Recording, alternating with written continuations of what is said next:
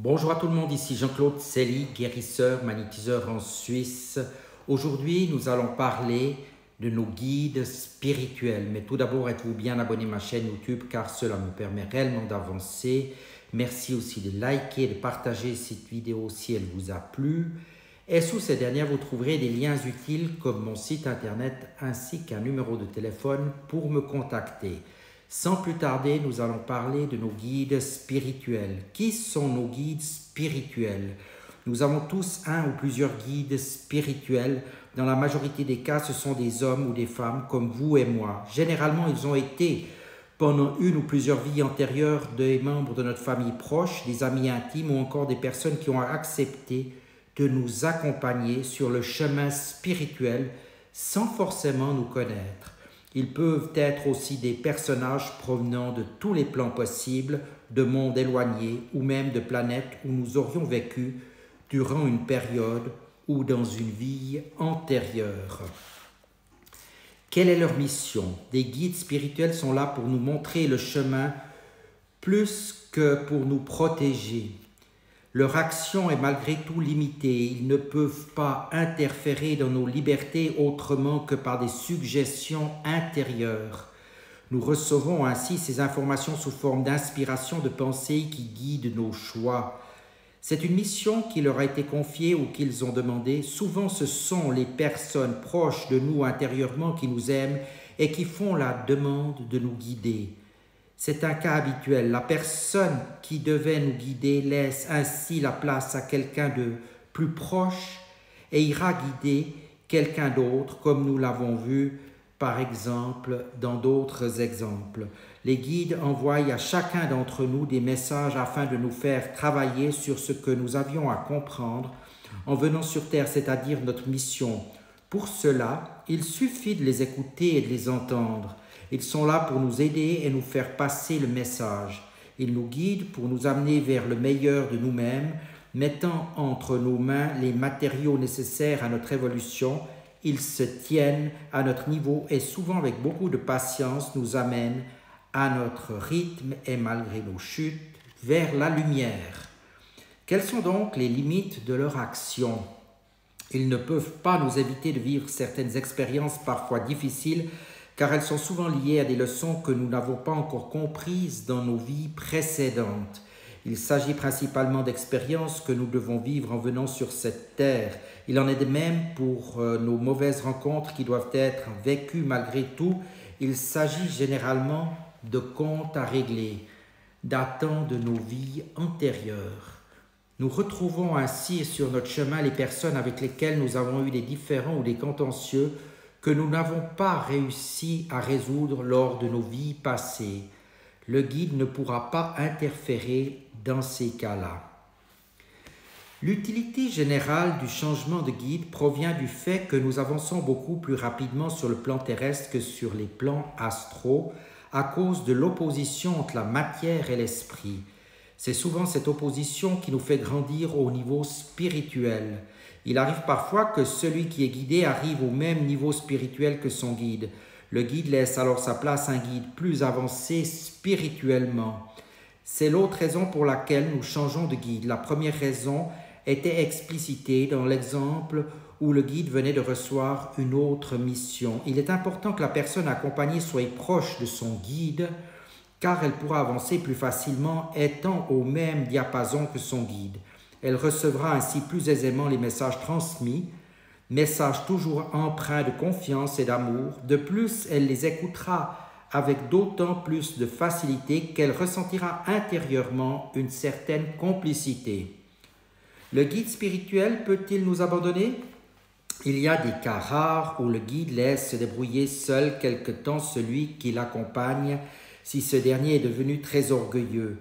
Il le laissera ainsi seul face à lui-même pendant un certain temps pour qu'il revienne à des sentiments plus nobles, plus humbles et plus vrais, mais ce laps de temps ne sera que provisoire. Nous devons savoir que la communication avec notre guide dépend principalement de nous. Le guide n'attend que notre ouverture et notre écoute pour nous répondre et nous guider. Cependant, bien des gens pensent que leurs guides les ont abandonnés. Ce n'est pas le cas, car les guides n'abandonnent jamais leurs protégés. Ce sont eux qui ont refusé plusieurs fois l'ouverture proposée par leur propre guide. Cela a eu pour conséquence qu'ils se sont recroquevillés sur eux-mêmes comme s'ils fermaient derrière eux des portes les unes après les autres, coupant ainsi petit à petit avec leur guide une communication qui se fera de plus en plus lointaine, les laissant dans une impasse et les isolant dans le même temps de leur intuition. La personne qui se retrouve dans cet état éprouve souvent la solitude avec beaucoup plus de pesanteur qu'à l'habitude. Cela vient du fait qu'elle n'entend plus ces petites voix rassurantes. Elle vit souvent à ces moments-là une petite déprime, car ses pensées y sont devenues plus lourdes. Elle se sent comme séparée de quelque chose qu'elle n'arrive pas à définir. Celle qui vit cette expérience ne peut plus entendre ses guides par clairaudience comme s'ils parlaient à notre oreille. Elle ne peut plus recevoir de messages par son intuition. Comme si les messages transmis par notre partie supérieure ne passaient plus, c'est-à-dire comme si nous entendions cette information à l'intérieur de nous-mêmes. Si nous sommes dans ce cas-là, il nous faut donc reprendre contact avec nos guides. Ce qui nous a séparés a souvent été une ou plusieurs décisions provenant de notre mental qui petit à petit nous pousse vers l'erreur, la peur et le désespoir. Pour rétablir la situation, il suffit de nous laisser guider par notre cœur comme des petits enfants, nous mettant de nouveau à l'écoute de ce qui nous entoure et reprenant la bonne attitude. Nous retrouverons la paix intérieure que nous avions précédemment sans nous en rendre compte. De plus, notre intuition sera de nouveau présente. Dans quelle disposition doit-on se mettre pour entendre nos guides? Je répondrai comme le précise l'Évangile: « Laissez venir à moi les petits-enfants, car le royaume des cieux est à eux. » Rappelons-nous que plus nous sommes en harmonie avec notre démarche spirituelle, et plus nous aurons tendance à être joyeux. Il nous faudra apprendre à vivre le moment présent, lâchant le poids du passé et les angoisses de l'avenir. Cela nous obligera à faire confiance à ce qui est au-dessus de nous, à l'image du petit enfant. Il est important d'apprendre à être disponible intérieurement pour pouvoir nous mettre vraiment à l'écoute de nos guides. Et de plus, l'amour fait souvent partie des qualités que les guides possèdent. Où sont-ils? Ils sont sur d'autres plans de l'astral plus ou moins éloignés, mais restent en lien profond avec nous. Ils arrêtent provisoirement leurs occupations afin de pouvoir nous accompagner au moment où nous en avons besoin. Malgré les distances, ils font généralement cela avec amour et zèle. Tout au long de notre vie, ils seront à nos côtés. Ils ne sont pas près de nous en permanence, car ils ont aussi une vie à réaliser sur l'autre plan avec des occupations, mais ils sont toujours à nos côtés lorsque se présente un danger ou une décision importante pour notre vie. Il arrive de temps en temps que les guides soient appelés pour une autre mission, mais ils ne laisseront pas la personne seule, même provisoirement. Comment nous mettre à l'écoute de nos guides? Nous devons être en premier lieu disponibles, c'est-à-dire ne pas penser à ce que nous avons oublié de faire ou encore ne pas attendre d'appels téléphoniques. Tous nos soucis quotidiens, nos conflits, ainsi que ce qui nous charge et qui nous entraîne en dehors de nous-mêmes, doivent être mis de côté pendant ce moment privilégié. Si les charges émotionnelles que nous portons sont trop pesantes, un bon bain ou une bonne douche physique complétée d'une douche psychique, cette douche se réalise en visualisant de la lumière descendant sur nous-mêmes, nettoyant ainsi toutes les charges émotionnelles et faisant cesser toute tension parasite. Évidemment, on peut aussi recourir à des soins charges émotionnelles que je pratique. Nous ne devons pas être gênés par nos vêtements. Ils doivent nous aider à être à l'aise. Isolons-nous en nous mettant dans une pièce calme où nous nous sentons bien. Ce lieu doit vraiment respirer la paix, ce qui sera une bonne aide pour l'intériorisation. Nous devons ensuite nous mettre en état de paix intérieure. Cela peut être simplement de penser à quelque chose qui nous élève, qui nous calme, comme un paysage que nous avons admiré pendant nos vacances. Ce peut être un moment lumineux de notre vie qui nous a poussés vers un ressenti joyeux, ou une icône ou une statue qui nous appelle ou tout ce qui nous pousse à méditer ou à prier.